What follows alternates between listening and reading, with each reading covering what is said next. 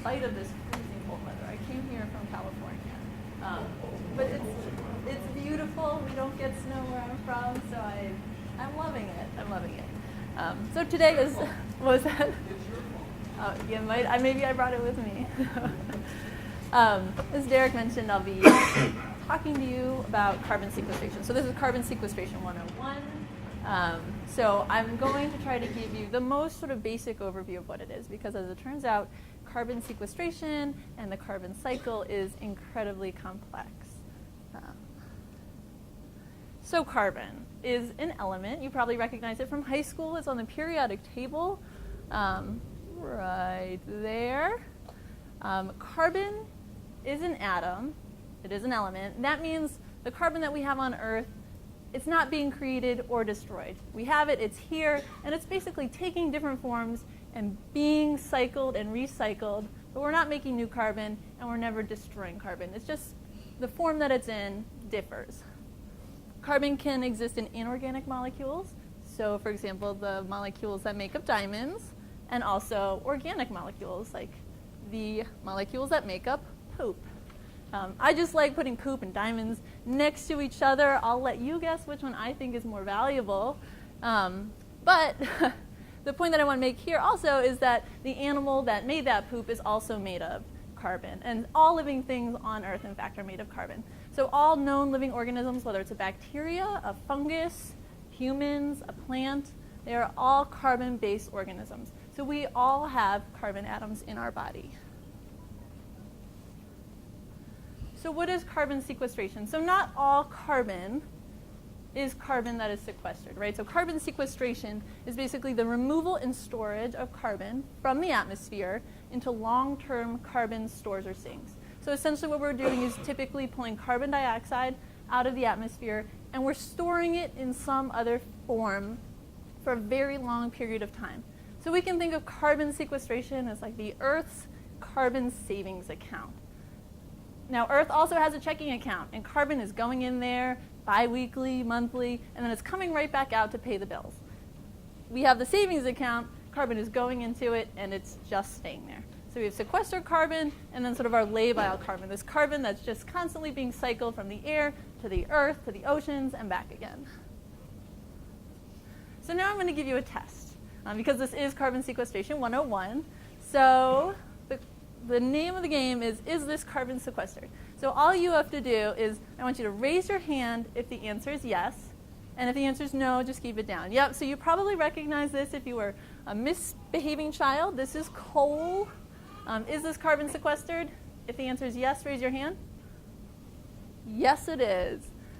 So carbon is actually fossilized plant matter. Remember, plants are made out of carbon, and so that means this is basically like the gold standard when it comes to carbon sequestration. Coal, fossil fuels, fossils, right? They're animals, they're plants that were made of carbon that have now essentially turned to inorganic carbon molecules that are not part of the carbon cycle. All right, how about when we burn that coal? Is this carbon sequestered? No. I like it. Yes, as soon as we burn that coal, it is going right back into the atmosphere as carbon dioxide. All right, your dog. Is your dog sequestering carbon? What do you think? If you think yes, raise your hand. All right. No is the answer for this one. Yes, your dog is made of carbon-based molecules, but the lifespan of a dog is only 10 to 15 years. So as soon as Fluffy dies, it will be sad, but then she's going to decompose, she's going to go into the soil, soil microbes are going to digest that organic matter, and it's going to go back into the atmosphere. How about the Amazon rainforest? Raise your hand if it's yes. It is yes, most of the time. So you're probably thinking, well, Fluffy is not sequestering carbon, but these trees are. What is going on? Well, first, trees do have a longer lifespan than dogs. They can live for hundreds, sometimes thousands of years. That's fabulous. But really what's happening when we talk about a forest is that we're not talking about the individual trees. So, for instance, in the Amazon rainforest, we have succession. It's continually happening. So one tree dies, and there's a ton of little seedlings that shoot up in its place. So when we talk about carbon that's sequestered in forests, we're talking about the lifespan of the forest and not of a tree. And the Amazon rainforest has been around for 55 million years. So the total biomass stored in the Amazon rainforest hasn't changed for 55 million years. And that means all the carbon molecules that are needed to make all those trees has also remained consistent. Of course, except for when we cut them down, which we're doing, sadly. All right, annual crops. Is this carbon sequestered? Raise your hand if you're yes. And it's okay to get it wrong. There'd be no point in me being here if everybody knew the answer. So annual crops are not sequestering carbon because, again, we don't know what they're growing for 3 months, and we're cutting them down, we're feeding them to cows, we're eating them. They're going back into the soil. So the actual corn plant itself, we do not consider that sequestered carbon. And how about agricultural soils? What do you think? Raise your hand if yes, are agricultural soils sequestering carbon? All right, and this is sort of the point of my whole presentation. Carbon, or soil, is an excellent store of carbon.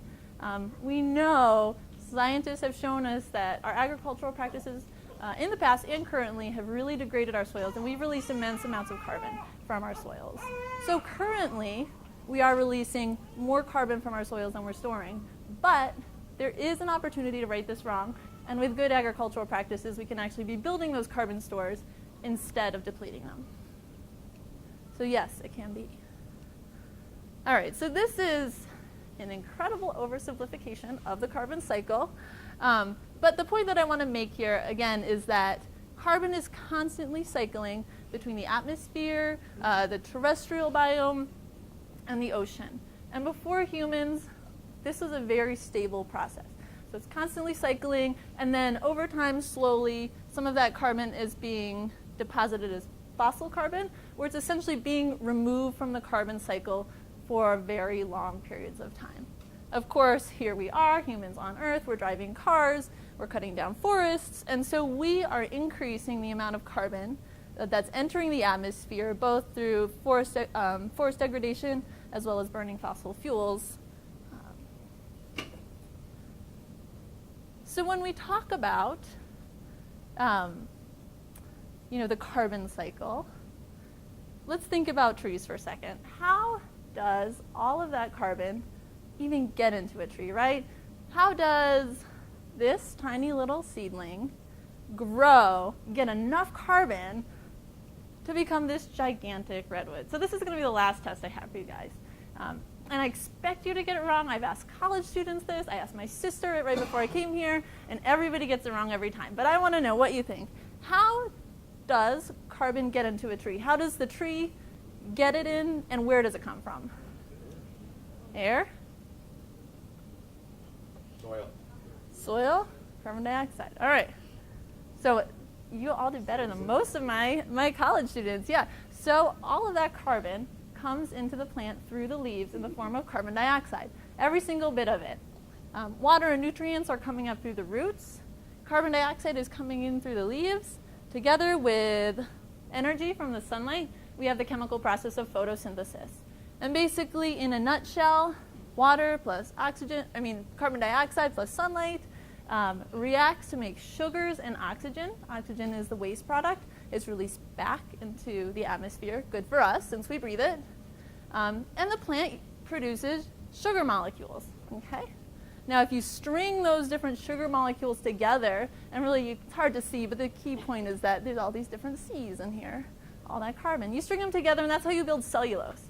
And cellulose is the main building block of cell walls and fiber. So when you crunch into that celery, think, carbon. It's all that cellulose that was built through photosynthesis. Now, plants photosynthesize in their leaves, right? And so that means that carbon dioxide is only being removed from the atmosphere when plants have leaves, okay? So in the wintertime, here, most of the plants do not have leaves. So in any deciduous forest, which is a forest where plants drop their leaves in the winter, plants are not photosynthesizing then. So they are not pulling carbon dioxide out of the atmosphere. So when we're talking about the carbon cycle, a lot of the things that are happening over long periods of time, but there are also sort of sub-cycles that are happening, and we can actually visualize what happens season to season. So what I'm going to show you now is basically images from NASA that show the carbon dioxide in the atmosphere. The way that you read it is basically the warmer the colors are, so the yellows and the oranges and the reds, that means more carbon dioxide is in the atmosphere. You're going to notice that there's more carbon dioxide in the northern hemisphere. That's because there's more landmass there, and there's also more people there. And so, January, February, right? No photosynthesis, building up March. It's really cold, come on spring. April, that carbon dioxide is just building up in the atmosphere. May, finally, our trees have these tiny little green buds. We are so sick of the winter. Bam, June comes, those trees leaf right out and photosynthesis starts. And so we can see this immediate decrease in carbon dioxide. This is natural, it happens every single year. Those trees keep photosynthesizing, they are removing that carbon dioxide from the atmosphere. October comes, leaves are turning color, starting to fall off. Bam, they're gone November. Carbon dioxide starts building right back up again. So carbon dioxide is a greenhouse gas. It is a natural part of our atmosphere. We need it. Without carbon dioxide and other greenhouse gases, the Earth would be a cold, barren wasteland, even colder than Alberta. We would not be able to live. But there's a right amount of greenhouse gases, a right amount of carbon dioxide. So you can think of the Earth as sleeping with no blankets on. Earth is going to wake up cold, right? Throws on a blanket, maybe 2 blankets in California, feeling good, maybe 5 blankets in Alberta. But if the Earth puts on 10 blankets, so all that carbon dioxide is going to wake up in the middle of the night sweating. And that's what's happening when we continually add greenhouse gases into the atmosphere. We're putting more blankets on Earth, and it's getting warmer and warmer. And so this graph shows us the correlation between the increase in human carbon dioxide emissions and the direct correlation between the increase in atmospheric carbon dioxide. So humans are making a difference. We're putting carbon into the atmosphere. And I can tell you for sure that there is 30% more CO2 in the atmosphere today than there was 30 years ago. And soil cores show us that there's more carbon dioxide in the atmosphere than there has been in the last 500,000 years. Okay, so soil carbon pool, right? Soil has the potential to hold 2,200 gigatons of carbon. That's the carbon that's in our soils. Carbon is the world's second largest carbon sink after the oceans. So there's a lot of potential there. But what does this have to do with agriculture, right? We have a lot of land, there's a lot of soil. There's a lot of land that's probably not agriculture, right? Well, this map really allows us to visualize the extent to which agriculture covers our land surfaces. So the way you read this is basically any land that is brown is land that's devoted to rangeland or cropland.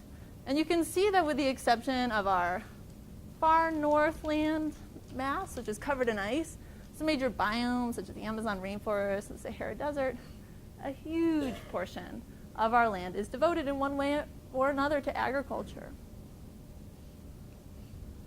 And we also know that agriculture has been directly responsible for losses in soil organic carbon. So this is research that just came out a couple months ago. It was published in the Proceedings of the National Academy of Sciences, which, if you're into science like I am, it is one of the most prestigious journals you can publish in.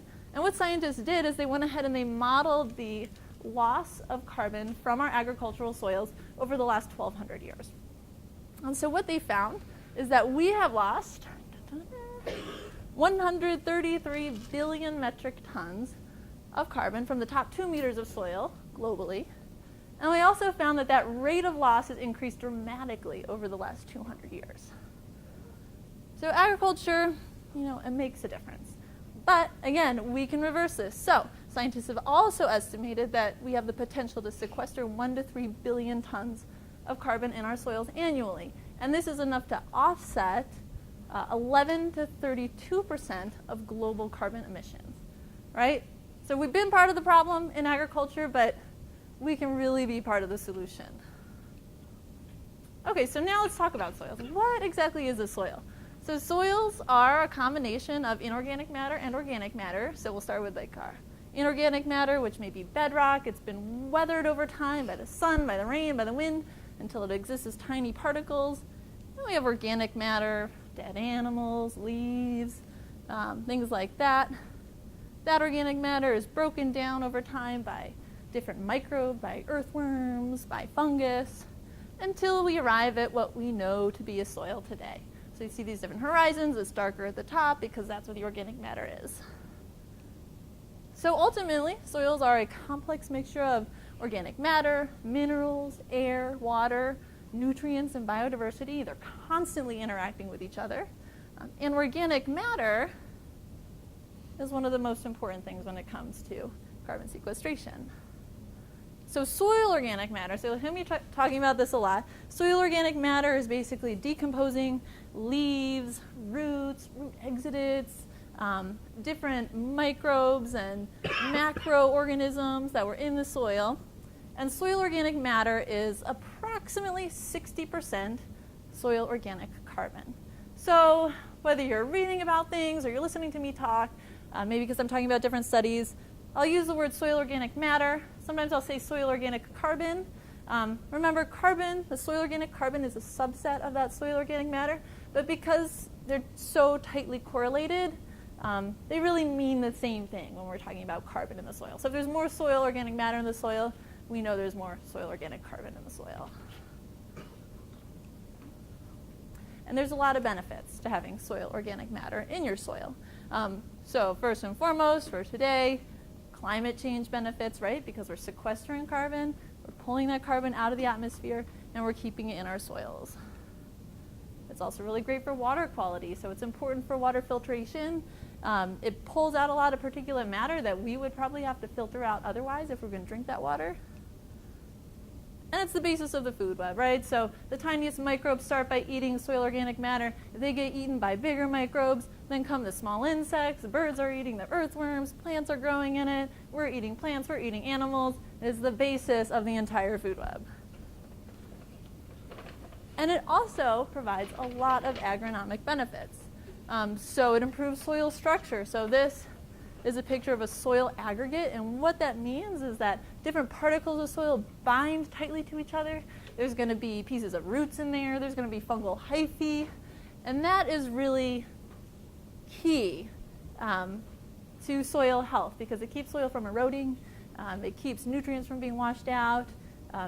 Carbon that's within those little aggregates is not susceptible to degradation by microbes, so it's sequestered for longer.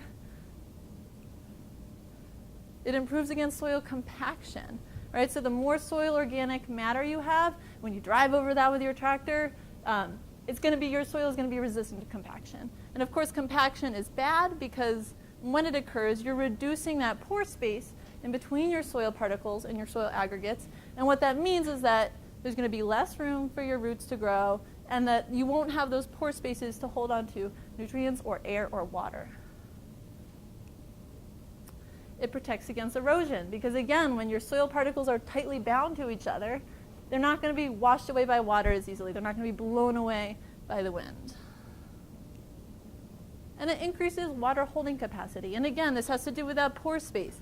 So here we have saturated soils here, right? So totally full of water. Field capacity, so we've dried so that we're not at the saturation point anymore. And then the wilting point. And this is where the crop wilts and basically can't recover even if you water it again. And so you can see that if these pores are much smaller, then the time between this point and this point is also going to be much shorter. So the more soil organic matter you have in there, the more soil aggregates, the more pores, large and small, you have, the more your soil is going to be able to hold on to water. And also, soil nutrients bind to soil organic matter. So it serves as a reservoir for nitrogen, phosphorus, and sulfur in the soil. And it is really great for soil organisms. So of course, earthworms, this is an example of a beneficial soil living animal that eats soil organic matter. And studies have shown that if we increase soil organic carbon in our soil, we increase the microbial diversity. So here on our y-axis right here, we have microbial biomass carbon. That's essentially the amount of carbon that is held in microbes in the soil. If we were going to do the same thing for this room, we would call it human biomass carbon, and I would say how much carbon is held in this room by people. But they're looking at it for microbes, and we see a direct correlation between microbes and carbon in the soil. So now I'm going to get to nitty-gritty. How does this carbon actually get into the soil? And I'm sure this is really what all your farms look like. I tried to make it as realistic as possible. So we have carbon dioxide in the atmosphere. It's getting into the plants through photosynthesis. So we know that plants are taking carbon dioxide out of the air. They're building their mass with it. And then that carbon that's now in the plants, it's going to go into the soil. It's going to go into the soil when they die. It's going to go in the soil through the roots that are also made of carbon that are left in there. Maybe your cow has been eating some grass. It's going to poop, and that, again, there is organic matter in there. That's going to get into the soil. So that's essentially how all carbon gets into the soil. It has to be through organic matter, so it's going to be through the degradation of plants or animals or any living thing. Now that organic matter that's now in your soil, it's slowly degrading, not all of it is going to stay there. So there's typically two pools of carbon, or two pools of organic matter, either way, of both. Your stable pool, and then what we call the labile pool. And so the stable pool is going to be pretty resistant to degradation. It's going to stay in the soil for long periods of time. Studies have found that stable carbon can be retained in soils for hundreds, sometimes thousands of years. And then we have this labile pool, and this is the pool of carbon that we could consider to be in the Earth's checking account. And that's because it's broken down pretty easily by soil microbes. Now this is an important pool of carbon for soil health, and microbes are very important. But microbes, like us, they eat to get their energy. So they don't rely on photosynthesis. They can't make their own energy, so they eat soil organic matter. And then in their chemical process, they breathe out carbon dioxide just like we do. So they make energy, they respire carbon, and so they put carbon dioxide right back into the atmosphere. And then, of course, we can lose a lot of carbon from our farms through erosion, both water and wind. So ultimately, when we're talking about agricultural management practices, what we want to do is increase the amount of soil organic matter that we're putting into our soils, and we want to decrease the loss of soil organic matter or soil organic carbon via processes such as bacterial degradation and also physical processes such as erosion. So there's a number of management practices which have been shown to increase carbon sequestration and carbon in the soils. They fall into the categories of fertility management, crop rotations, and crop selection.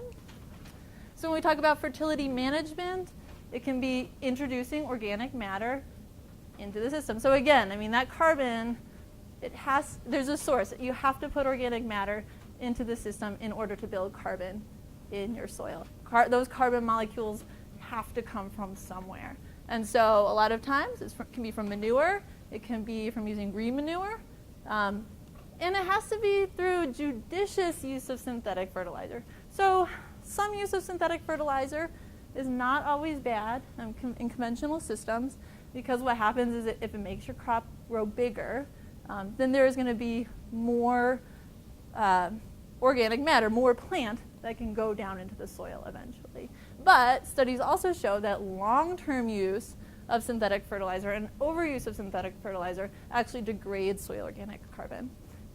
So if you're an organic or a non-organic producer, if you're a conventional producer, you still need to be trying to reduce your use of synthetic fertilizers because it can be very detrimental. Now, for us organic farmers, using manure and green manure, compost, things like that, that is fantastic. Using extended crop rotations makes a big difference. And then including things like legumes, forage, and perennials in your systems have been shown by research to increase soil organic carbon. And then utilizing practices like reduced tillage. So not all tillage is bad. It's good to incorporate soil organic matter into the soil, but you don't want to do it over time. When you're tilling your soil all the time, essentially what you're doing is you're exposing those soil microbes to oxygen and the sunlight and moist air, and they're feeling good, and they're like, I'm feeling good, I'm going to eat. And I go to the buffet, I'm going to break down all of that soil organic matter, and I'm going to respire it right back into the atmosphere. And so that's why no-till and reduced tillage are really important, because essentially one of the things that you're doing when you're tilling is stimulating that microbial community to break down your carbon. We want to manage our fallow periods so that they're occurring in the winter, because again, soil microbes are feeling good and energetic in the summer when it's warm, just like we do, and that's when they're going to break down the most soil organic carbon. So they're the most active in the summer when it's warm. So we want to manage our fallow periods so that if we have them, they're going to be happening in colder times. And then erosion control, of course, and this can be through planting buffers or hedgerows. You're going to be more resilient to erosion if you have healthy soils that have high levels of soil organic matter, but basically having your soils wash off of your farm is the easiest way to lose tons of carbon. So the main points I want to leave you with: healthy soils equals healthy crops, and it also equals a healthy earth. And I will take any questions. Thank you.